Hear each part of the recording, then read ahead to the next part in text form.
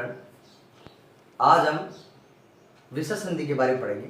इससे पहले हमने जो टॉपिक लिए थे वो स्वर संधि और व्यंजन संधि, यानी संधि में स्वर संधि और व्यंजन संधि को हमने अच्छी तरह समझ लिया था। तो आज हम विसर्ग संधि के बारे में समझेंगे। तो विसर्ग संधि के भेदों में हम स्वत्व संधि समझेंगे।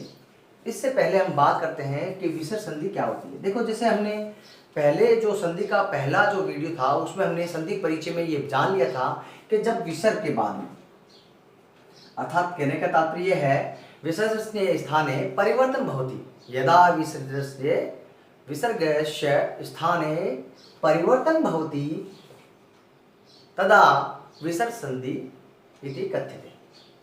सह विसर्ग संधि इति कथ्यते। कहने का तात्पर्य है कि विसर्ग स्थान के बाद में अगर कोई वर्ण आता है और उस वर्ण के कारण से विसर्ग का परिवर्तन हो जाता है तो क्या होगा, विसर्ग संधि, यानी विसर्ग का रूपांतरण हो जाएगा किसी अन्य वर्ण।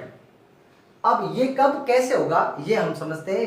विसर्ग संधि के चार भेद, विसर्ग संधि के चार भेद बांधे गए हैं।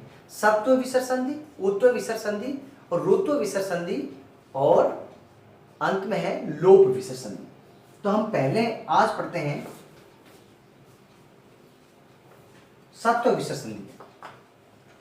देखो, सत्व विसर्ग संधि के नाम से हमें पता है कि विसर्ग का स में रूपांतरण हो जाना। सत्व विसर्ग संधि कहने का मतलब है विसर्ग का स में रूपांतरण हो जाना, यानी ये किस कंडीशन में होगा ये हम देखते हैं। इसके लिए सत्व विसर्ग संधि में दो सूत्र देंगे। तो पहला सूत्र तो क्या दिया गया है, विसर्जनीय यानी विसर्जनीय से सर, यानी विसर्ग का क्या रूपांतरण हो जाएगा, स में रूपांतरण हो जाएगा। ऐसी कब कंडीशन होगी कि अगर विसर्ग के बाद में विसर्ग के बाद में द्वितीय वर्ण में, विसर्ग के बाद में द्वितीय वर्ण में अगर छ आता है और स आता है तो विसर्ग का रूपांतर किसमें हो जाएगा, स में अर्धसैन हो जाएगा, संकर वाले सैम आ जाएगा। और अगर विसर्ग के बाद में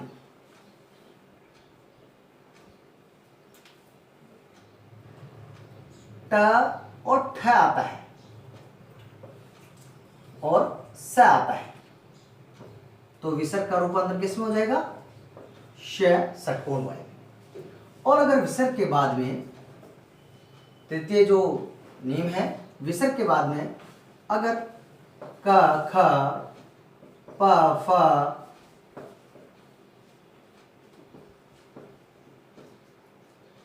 क प फ और त थ आते हैं और स आता है तो विसर्ग का रूपांतर किसमें हो जाएगा,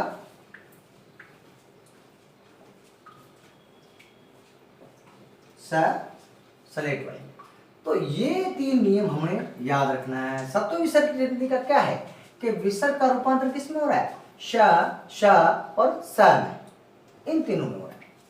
पहले सूत्र के अनुसार क्या है, विसर्जनस्य स, विसर्ग का रूपांतर किसमें, स में। कैसी कंडीशन में, तो इसके लिए हम कुछ उदाहरण ले लेते हैं, उदाहरण देखते हैं। तो पहला उदाहरण हम देते हैं कश्चित।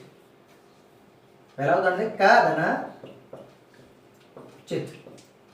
देखो, विसर्ग के बाद में अगर च आया है तो विसर्ग का रूपांतर किसमें हो जाएगा, स में हो जाएगा। तो क्या होगा, क श और चित, स अर्ध, विसर्ग का रूपांतरण श में होगा। ये जो श है और स है और स है ये क्या है, केवल व्यंजन है। तो विसर्ग का रूपांतर किसमें, इसमें। इसी प्रकार से हम लेते हैं और उदाहरण लेते हैं, राम धन च। तो राम के बाद में च है तो क्या होगा, रामश्च। अब इस पद को हम ऐसे भी लिख सकते हैं, दोनों ही सही है। अब रामश्च, राम धन च, यानी च है तो क्या होगा, विसर्ग का रूपांतरण शैम। इसी प्रकार से हम लेंगे नी धन छल, तो विसर्ग का रूपांतरण क्या है? शैम छाया। ये जो पद हैं चा छ टा ठा और का खा पा फा ता था, ये पद क्या, ये वर्ण क्या है? सॉरी पद नहीं, वर्ण क्या है? ये खर प्रत्यार, खर प्रत्यार वर्ण। अब खर प्रत्यार में क्या आते हैं? पहला दूसरा वर्ण और शा शा शा। अगर विसर्ग के बाद में अगर खर प्रत्यार आते हैं तो विसर्ग का रूपांतरण स में हो जाएगा। ये इसका नियम है। देखो ये पूछ सकते हैं नियम संस्कृत में और हिंदी में, केवल क्या है? उदाहरणों को समझना है। और केवल अगर आप विसर्ग संधि लिखते हो तो भी है, क्योंकि यहाँ क्या है? विसर्ग है। जब विसर्ग का मेल होता है इसका मतलब क्या है? विसर्ग संधि। हिंदी में ऐसे पूछेंगे, केवल पद दे देंगे और पद विच्छेद करो या नाम लिखो तो विसर्ग संधि लिख सकते हो। लेकिन संस्कृत में आपको क्या है? सूत्र भी पूछ सकते हैं और संधि का नाम भी पूछ सकते हैं। अब निश्चल को समझते हैं। तो नी विसर्ग के बाद में क्या है? छ, तो छ आया तो क्या होगा? शैम, निश्चल। इसी प्रकार से एक उदाहरण और समझ लेते हैं इसका।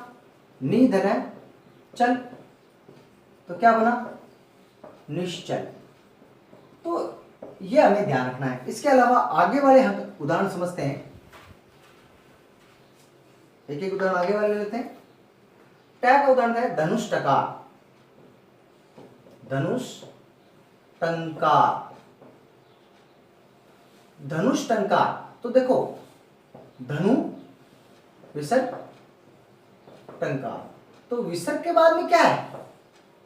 ट है, तो ट आया है इसलिए विसर्ग का रूपांतर क्या होगा? शैम। अर्ध है तो अर्ध लिखेंगे और टंकार वैसे का वैसा, और धनु वैसे, धनुष टंकार। इसी प्रकार से तैथा का उदाहरण देते हैं। राम त्राता, तो क्या होगा? तय, तय और रै से मिलकर बनता है त्रय, तो राम त्राता। इस प्रकार से ये उदाहरण हमने समझे। इसी प्रकार से अगर और उदाहरण आते हैं तो उस प्रकार से आप कर सकते हो। अब एक और अगला जो इसका सूत्र है, मैंने बताया था आपको विसर्ग का, वो है वासरी। अब वासरी से क्या तात्पर्य है? कि अगर विसर्ग के बाद में, वही पहले हमने बता दिया है मैंने आपको, स आता है तो विसर्ग का रूपांतरण शैम है, और विसर्ग के बाद में अगर स आता है तो विसर्ग का रूपांतरण सैम है, और विसर्ग के बाद में अगर षटकोण वाला स आता है तो विसर्ग का रूपांतरण सैम है। तो ये उसी में मैंने उदाहरण समझा दिए हैं, लेकिन फिर भी हम समझते हैं।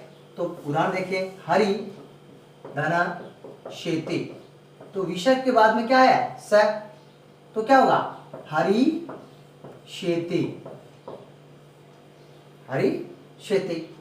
इसी प्रकार से और में समझे तो एक उदाहरण बताया,